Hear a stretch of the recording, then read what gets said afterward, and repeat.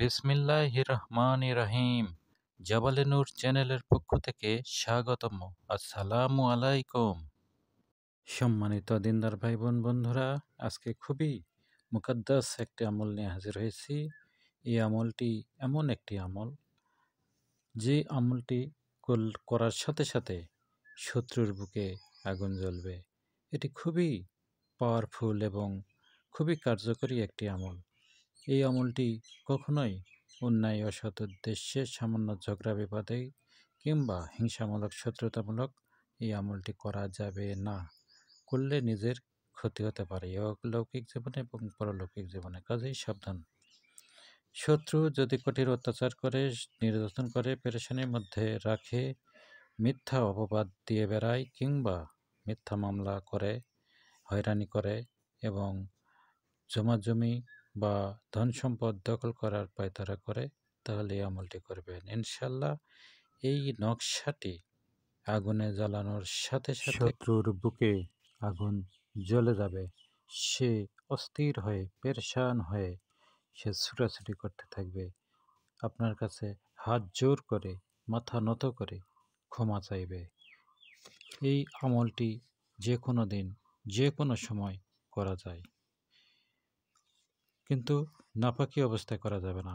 অজু অবস্থায় এই আমলটি করবেন।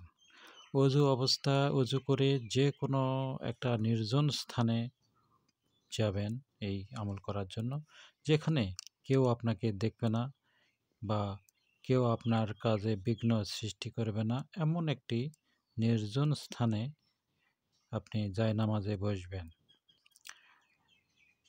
এর আগে অবশ্যই সাদা নতুন কাগজ, যে কাগজ এখনো ব্যবহার করা হয়নি, যে কলম ব্যবহার করা হয়নি, সেই নতুন সাদা কাগজ নেবেন, 3টি লবঙ্গ নেবেন এবং মেশক জাফরান কালি নেবেন।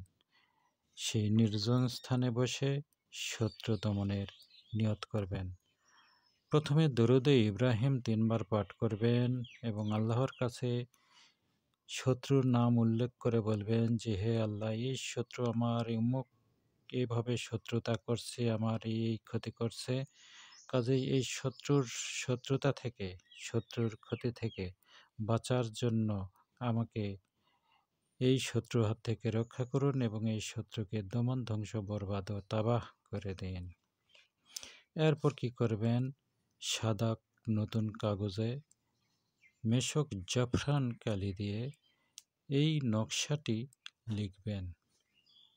যেভাবে স্ক্রিনে দেখানো হচ্ছে এভাবেই এই নকশাটি লিখবেন।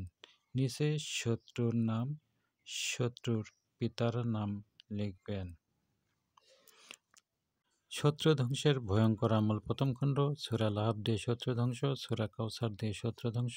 এই আমলিয়াত ও তাবিজের কিতাবগুলি সংগ্রহ করতে চাইলে আমাদের সাথে হোয়াটসঅ্যাপ বা মোবাইলে যোগাযোগ করে এই কিতাবগুলি সংগ্রহ করতে পারেন।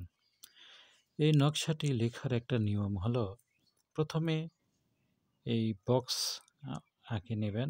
এরপর ডান বক্সে প্রথমে 3, এরপর 13, এরপর 23, এরপর বড় হাতের মিম। এছাড়া তীর চিহ্ন যেভাবে দেওয়া আছে এই নিয়মে লিখতে হবে। 3-এর পর 13, 13-এর পর 23, 23-এর পর মিম। পরের বক্সও ঠিক ওই রকমই তীর চিহ্ন দেওয়া আছে, সেই চাল মোতাবেক লিখতে হবে। লেখার পর 3টি লং ওই নকশার উপরে রেখে দেবেন।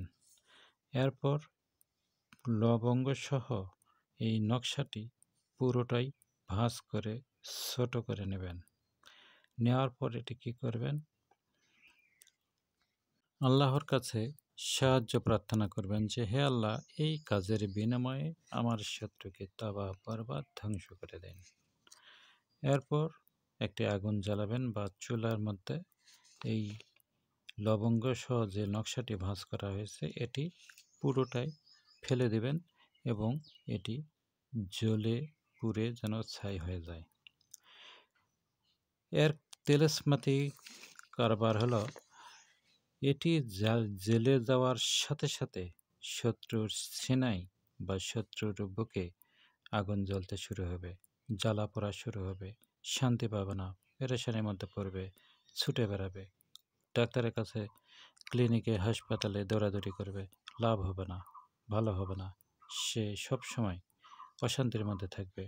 শেষে আপনার কাছে এসে পা দুটি ধরবে।